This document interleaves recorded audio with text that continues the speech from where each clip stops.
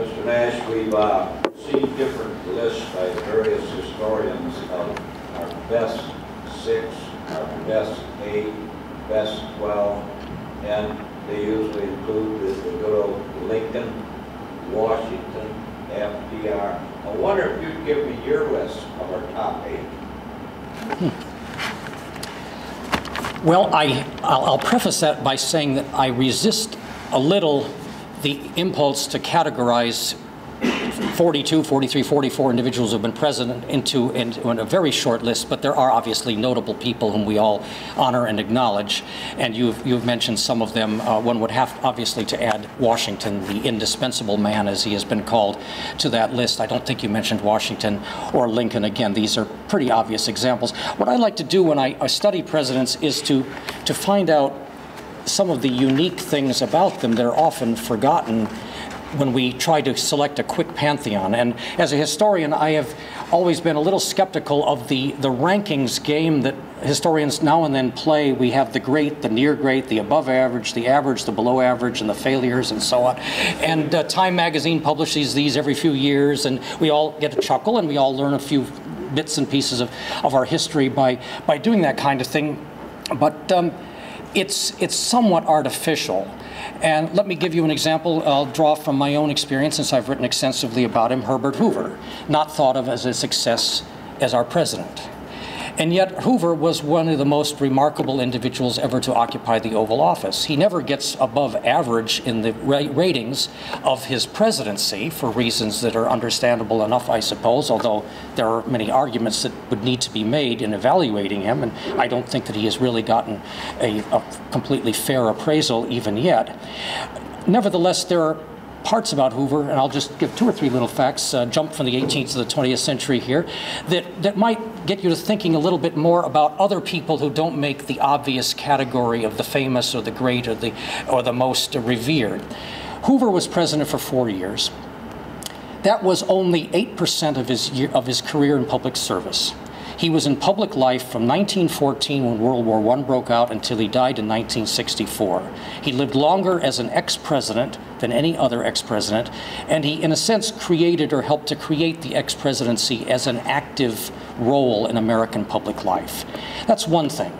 As Gleaves Whitney mentioned, I think, in your introduction, Hoover was, before he ever became president, and it helps to explain why he became president, a humanitarian who supervised and administered relief work in Europe, starting with Belgium during World War I, when he was responsible for feeding the entire country under German occupation, 7 million plus people. In addition to that, a couple of million people in northern France behind German lines, over 9 million, close to 10 million people a day for the duration of that war. That was the start. He fed somewhere between 11 and 18 million Russians a day in relief of their famine in 1921, 22, 23, at the peak of that famine.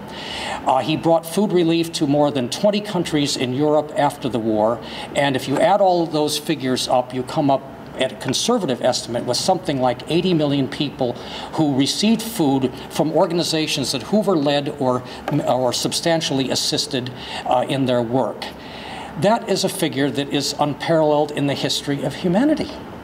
But it is not well known by American audiences. I can attest, because I was in Belgium last year giving a lecture for the American Embassy on this very subject of Hoover and Belgian relief.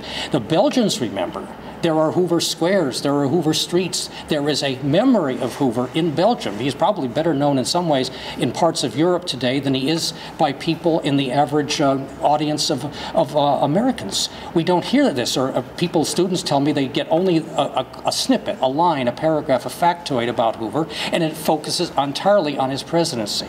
Now, this is not to forget the presidency, but it is to point out to you how people can have enormous careers of contribution, which may include the White House, but it doesn't get them into that pantheon that we talked about starting a couple of minutes ago. That would be one example, and perhaps I'll confine myself there. So I would not put Hoover in the category, perhaps, of the great presidents, but I do think that if we wanted to talk about it further, we would, I hope, conclude that he deserves much more recognition for his achievements both before and after and even during the presidency, than he has gotten credit for. Usually Wilson is put in that category. Often presidents who successfully conduct wars are put in that category. If something happens of vital significance during that tenure, that gives the president an extra opportunity to display greatness. You may remember Bill Clinton lamenting that nothing substantial happened in his watch, so he never had the chance to prove that he could belong in the highest category. For example, Calvin Coolidge, I've studied Coolidge and find him a curious and interesting, fascinating figure in some ways, often caricatured, and there's more substance to him than I think history tends to credit him.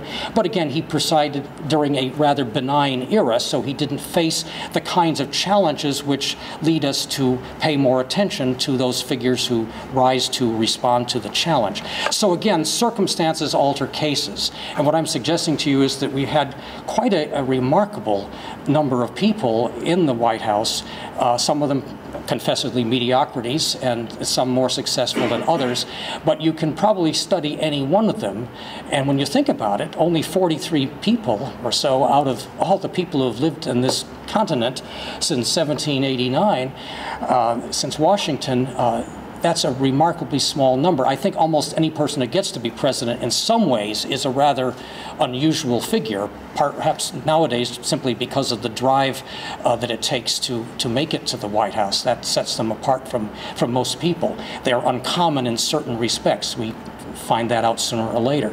So I think I've given you a few additional names to add to your pantheon, but I hope to suggest to you that, that there is quite a rich array of presidents and other great leaders who we don't necessarily instinctively recall when we first respond to a question like that. Did you include Truman?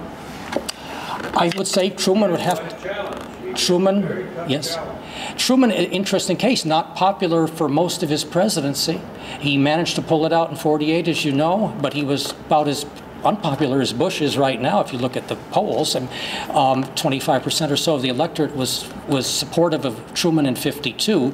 It's been taken a couple of generations for people to overlook, if you will, some of the failings or failures of the presidency and to concentrate on the big things. And we tend to look at presidents and say, well, did they meet 3 or 4 big challenges? If they did, then they get accolades. If they didn't, then not. Truman, Sam Rayburn, I think Speaker of the House for a number of years, once said of Truman that he was right on the big things and not right on the little things. And Truman had his scandals, and he had a salty way of speaking at times that got in a certain amount of trouble. And before he was elected in '48, the Republicans like to say, to err is Truman. He was not, universally recognized as a great leader, but he did respond in Korea, the Marshall Plan, NATO, and so forth, containment policy. He set the groove. Pardon?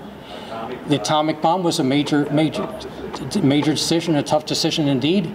So when you look at some of the big things associated with Truman's presidency, you have to grant him respect and you have to grant him study, even though if you look at some of the partisanship and some of the other things, you might have a more nuanced or conflicted view of him. And that's the way it goes. And I guess my tendency as a historian is to try to look for the complexity and the context rather than simply saying hooray for President A, President B, whatever. Yeah. Yes, sir. Are you aware of other more extensive marginalia besides John Adams that you were working on? I'm not aware of it myself, no. Adams was that kind of a personality. It's been pointed out by others that Madison, Washington especially, and even Jefferson, for all of his writing, extensive writing, were rather reserved individuals. Adams had a kind of, as I said, I think in the lecture, explosive personality, and so it comes out in his letters as well as in these marginal notations and so forth.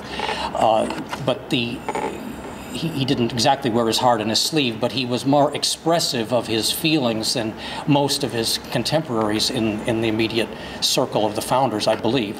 So no, I'm afraid I'm not aware of anyone else out there who left all sorts of exciting response material. So Adams is, I think, unusual, maybe unique.